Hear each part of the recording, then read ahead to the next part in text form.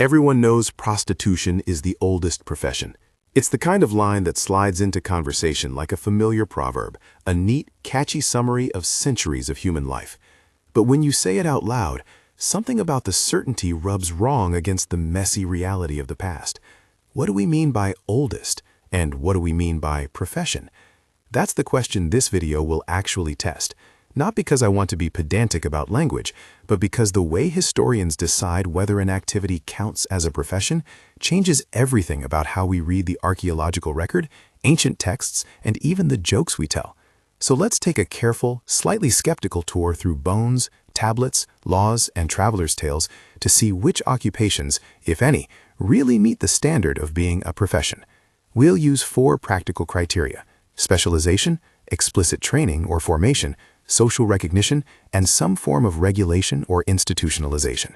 Along the way, I'll show you how archaeologists and bioarchaeologists read bones like a ledger, how scribal schools left copies and handprints across millennia, what laws like the Code of Hammurabi tell us about medical practice, and why the phrase "the oldest profession" likely belongs to Rudyard Kipling, not to prehistory. If you like investigative history like this, consider subscribing. One quick click helps us make more deep dives. So first, what counts as a profession? When historians and archaeologists want to decide whether an activity is more than casual labor, they usually look for 4 hallmarks. Call them working definitions, not verdicts. Specialization. People devoted significant time and skill to the same task in a distinctive way. This is more than everyone doing household chores. It's recognizable expertise. Formation or training. There is evidence that people learn the job from someone else: a school, apprenticeships, lists of exercises, or practice tools. Social recognition. Other people in the society acknowledge the role. It had a social identity, names, social markers, dress, or language that marked the work as a known role. Regulation or institutionalization. Authorities, law codes, or organizations treated the role specially. Taxes, fees, rules, or punishments that show the job was formally part of a social structure. These 4 criteria are not absolute. They're analytical tools to avoid anachronism. An activity could be old and common without being a profession in the sense above. Fishing, for example, is ancient and widespread, but in some early contexts, it may not have required specialized training or regulation beyond household practice. Conversely, something like scribal training in cities gives us surprisingly early and specific evidence of specialization. To test the claim about the oldest profession, we need to bring in methods that can actually detect specialization and regulation in the past. That's where bones and tablets, taxes and laws, and even a few blunt colonial reports come together. Archaeologists don't dig up jobs neatly labeled. They read patterns, shape, wear, context. Bioarchaeologists, in particular, have tools to see repetitive activity in skeletons. One important signal is enthesial change. When a muscle or tendon repeatedly pulls on a bone, the attachment site at the bone's surface remodels. Over years, those changes can show up as raised or roughened areas where an activity was repeatedly performed. Osteoarthritis patterns, wear in joint surfaces, can also reveal long-term stress in certain joints. Asymmetry between left and right limbs can point to repeated one-sided tasks. Taken together, these markers can suggest habitual behaviors: long-distance running, heavy lifting, bow use, or even a lifetime of working a stylus. A clear, approachable example comes from a fairly modern ethnographic archaeological study of Inuit populations, where specialized bone markers correlated with habitual rowing and harpoon use. Researchers found consistent patterns of shoulder and arm enthesial changes among individuals known ethnographically to have been hunters who paddled and threw repeatedly over years. It's a great teaching case because it shows how behavior leaves a skeletal signature. Visual suggestion, photograph of an Inuit canoe illustration, plus diagram of shoulder enthesis markers annotated to show changes. But bones alone rarely tell the entire story. Institutional evidence, things like schools, lists of exercises, official titles, tax records, and law codes, gives context that can convert a pattern of activity into a recognized profession. Clay tablets from Mesopotamia, Egyptian administrative archives, Roman registration rolls, and state law codes all give us different slices of how ancient societies managed labor. Let's start with scribes, because they are a strong candidate and a useful anchor for the 4 criteria. Scribes, ink-stained thumbs, tablets, and schools. If you want archaeological and textual evidence lining up, scribes are unusually cooperative witnesses. Across the ancient Near East and Egypt, we find not only the product of their work, letters, accounts, literary compositions, but also training contexts for producing that work. In Mesopotamia, the Eduba, scribal school, left a clear archaeological footprint. Excavations at sites from the late 3rd to early 2nd millennium BCE have yielded tablet heaps full of practice exercises, lexical lists, model letters, bilingual word lists, and repetitive copying drills. These are not casual inscriptions, they are curricular material. Visual suggestion, photograph of a cuneiform practice tablet, lines of repeated signs, and a diagram showing edible concentrations at a Mesopotamian site. Specialization? Absolutely. Being a scribe required fluency in cuneiform signs and administrative practice. Formation? The ediba is direct evidence of systematic training. Social recognition. Scribes show up in literature, administrative hierarchies, and often occupy a recognized place in bureaucracy. Regulation. While scribes weren't always regulated like guild members, their role was embedded in temple and state institutions. Career paths and patronage are visible in administrative archives. Egypt offers a parallel story. The corpus of written material, administrative, literary, and technical, requires a trained hand. Herodotus, writing in the 5th century BCE, noticed specialization in Egyptian life and commented on their many kinds of artisans and learned professionals. Though we must treat his account as colored by Greek perspectives, it aligns in key ways with archaeological evidence. Human remains also sometimes complement the tablets.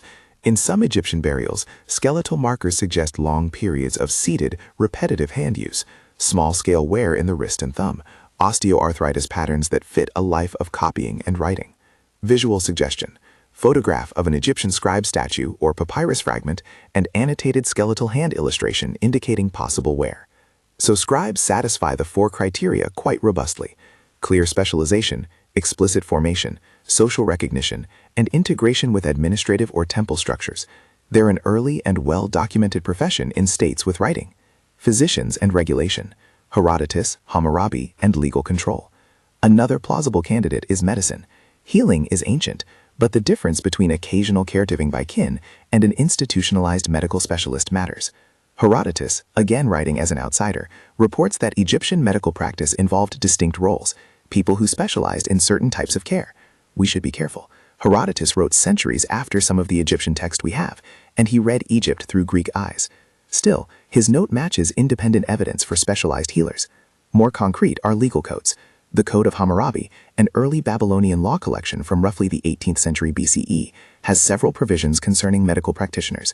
The laws commonly cataloged as 215 through 218 deal with surgeons and other kinds of physicians, attaching fees for successful treatments and severe penalties if a patient died or an operation failed. That combination of obligations, fees, and punishments reads like social regulation. Medicine was an activity with standards and consequences. Visual suggestion. Image of a Hammurabi stela detail or transliterated law excerpt on screen, followed by a simple chart linking law numbers to their topics. This doesn't mean that every society had licensed physicians early on. But when laws exist that name fees and penalties, we have evidence of formalization. Someone decided medical practice ought to be socially controlled. That's a strong signal toward professionhood in the sense we defined.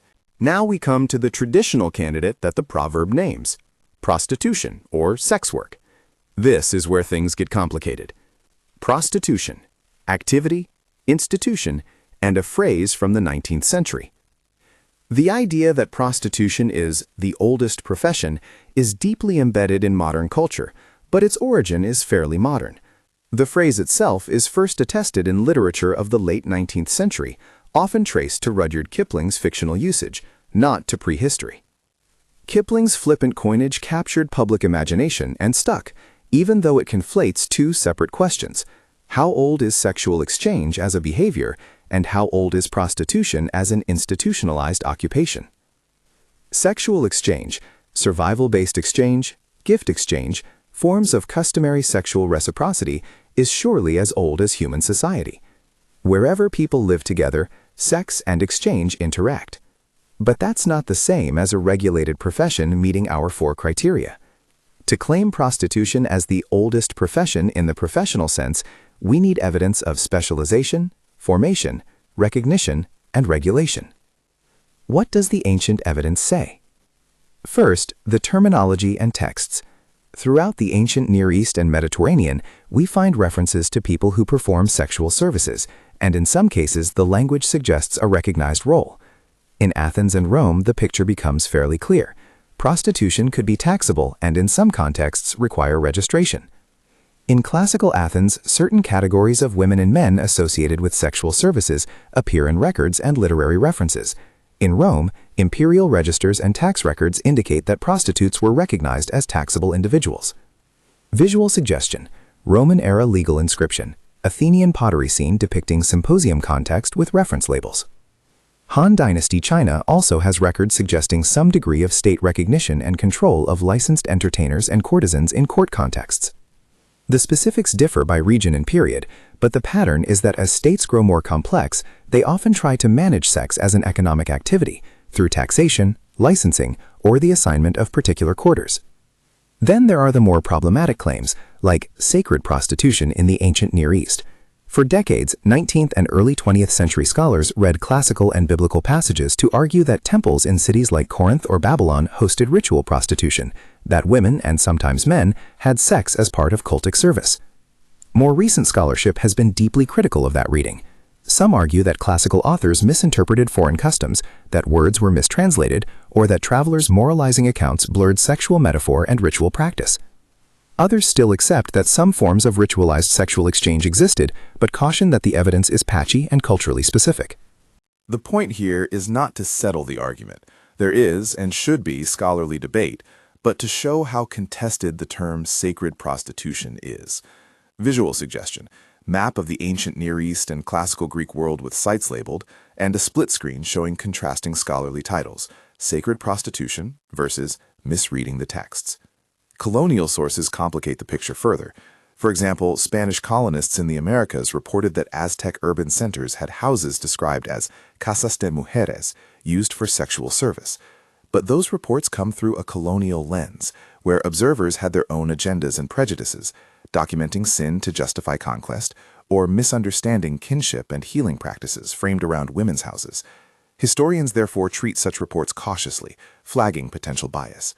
Visual suggestion: colonial-era illustration with a caution label, colonial source, bias possible. So the evidence that sex work exists is strong. That it was sometimes recognized by authorities and taxed in classical states is also supported. That it was institutionalized consistently very early on across cultures is less clear. In short, sexual exchange is ancient. Organized sex work with explicit training, social recognition, and regulatory frameworks appears more clearly in later urbanized, literate, and bureaucratic societies. Comparative weighing, applying the 4 criteria. Let's apply our 4 criteria: specialization, formation, recognition, regulation, side by side to common candidates: scribes, physicians, soldiers/warriors, and sex workers. Scribes: specialization fits, separate skill set, reading and writing. Formation fits, ediba and training talents. Recognition fits, titles, positions in administration. Regulation: partial, but their place in state and temple bureaucracies gives institutional backing. Verdict: high confidence in professional status in literate states. Physicians: specialization fits, knowledge and practices beyond lay healing. Formation: some evidence of training and apprenticeships, medical texts circulated. Recognition fits, in literature and practice. Regulation fits strongly where law codes specify fees and penalties, Hammurabi. Verdict: strong candidate. Soldiers and warriors: specialization fits, dedicated fighters. Formation fits, in contexts with chariotry schools or warrior classes. Recognition fits, ranks, honors, and regulation often exists, state control of military duty. Verdict: another plausible early profession, especially in societies with standing forces. Sex workers: specialization? Sometimes yes, where people expressly provided sexual services as their primary livelihood. Formation? Training is rarely documented in early contexts. When present, details are sparse. Recognition? Sometimes. Tax registries, legal categories. Regulation? In many classical states, yes. Taxation and registration appear. But in prehistoric or early urban contexts, institutional evidence is inconsistent. Verdict: the activity is ancient. The professional, regulated form emerges variably and often later. A few further nuances matter. First, profession as we understand it carries modern connotations: formal education, accreditation, perhaps a sense of collective identity. Applying that exact modern package to pre-modern societies is anachronistic. That's why our 4 criteria are intentionally flexible, but insist on some institutional markers. Second, different societies create professional identities in different ways. In a temple economy, a scribe working for a temple might be a professional in one sense, while a commercial sex worker in a market city might be professional in another. Third, the archaeological record preserves some kinds of evidence better than others. Clay tablets and stones preserve bureaucratic life better than ephemeral training practices for sex work that left little paper trail. A short detour. Why Kipling's phrase stuck. It's worth briefly explaining how a late 19th century phrase captured such hold. Rudyard Kipling, writing fiction that mixed wry observation and Empire-era attitudes, used the phrase in a context of social sharpness. The phrase is memorable because it compresses a complex human behavior into a single quip. It's clever and portable, easily repeated over drinks or in essays. But catchy lines aren't evidence. They shape popular belief, not historical truth. So when someone repeats prostitution is the oldest profession, they are usually echoing a social trope, not citing an archaeological consensus. The trope resonates because sex is undeniably ancient and economical. The harder claim, that it was the earliest institutionalized profession measured against our 4 criteria, is another matter. What should we take away then? 2 main lessons. First, the distinction between activity and profession is crucial. Almost any human activity that involves labor and exchange, sex, hunting, weaving, pottery, has ancient roots. But a profession is a social construct that requires institutional scaffolding, training, social recognition, and in many cases, legal or fiscal regulation. That scaffolding becomes more visible with state formation, bureaucracy, and writing. So scribes and certain medical specialists appear early in the archaeological and textual record as recognizable professions, precisely because the societies that produced them left durable records, tablets, legal codes, and skeletal signatures of repetitive work. Second, the process of asking what is the oldest profession is as valuable as any verdict. The question forces us to clarify terms, test assumptions, and combine different kinds of evidence. Bones tell us about individual bodies and lives. Law codes tell us what authorities tried to control. Tablets tell us what people practiced and taught. Together, they paint a richer picture than any single witty phrase can capture. Before I wrap up, 2 quick methodological caveats. 1. Not every early profession leaves neat evidence. Some forms of expertise could be oral, household-based, or embedded in kinship networks that leave few traces. 2. When sources conflict, as with sacred prostitution or colonial-era reports, historians must weigh context and bias carefully and avoid grand narratives based on a single shaky account. So, returning to the title question, what if the oldest profession is not what you always believed? The cautious answer is, very plausibly. Sexual exchange is ancient, and in some eras and places it was a regulated, socially recognized occupation. But when we apply a rigorous set of criteria, other occupations, like scribes and physicians, show earlier and clearer signs of being professions in the technical sense. Soldiers and administrators also appear early in societies with organized states. The claim that prostitution is the single oldest profession flattens a complicated historical process into a catchy myth. That's not to dismiss the social reality of sex work or to erase the many historical lives connected to that labor. Rather, it's to insist that our words match the evidence. Oldest profession as a catchy phrase is different from earliest clearly institutionalized occupation, and conflating them creates more confusion than insight. If this investigation piqued your curiosity, check the video description for sources and a short reading list. If you want a related deep dive, watch our video on how ancient bureaucracies arose. There's a direct line from the need to record taxes and rations to the rise of scribal schools and professional specialists. And if you have a candidate for an oldest profession I missed, write it in the comments with a source. I'll read the best ones for a future episode. Thanks for watching. If you enjoyed this kind of careful, slightly nerdy historical unpacking, subscribe and stick around. We have more archaeology and ink investigations coming. See you next time.